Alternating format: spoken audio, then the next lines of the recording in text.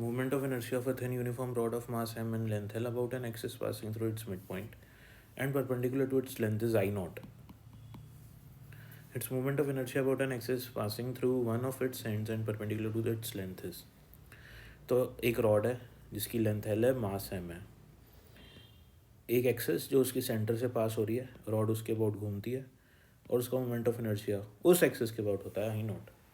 तो आपको क्वेश्चन पूछ रहा है कि आप उस एक्सेस के अबाउट मोमेंट ऑफ इनर्शिया बताएं जो इस एक्सेस के पैरेलल है और रॉड के एंड से पास हो रही है, यानी कि बी वी डैश वो एक्सेस है जो रॉड के एंड से पास हो रही है और ये वाली एक्सेस के पैरेलल है।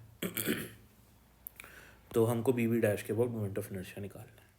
यहाँ पे हम यूज़ करेंगे पैरेलल एक्सिस थ्योरम का। पैरेलल एक्सिस थ्योरम क्या कहती है कि अगर मुझे इस एक्सिस के अबाउट मोमेंट ऑफ इनर्शिया चाहिए जो इस एक्सिस के पैरेलल है तो कैसे निकालेंगे।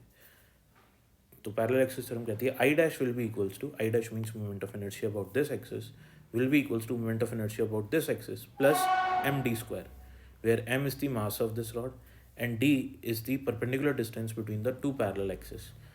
तो इन दोनों के बीच की जो परपेंडिकुलर डिस्टेंस है वो है L/2 क्योंकि टोटल रॉड की लेंथ है L।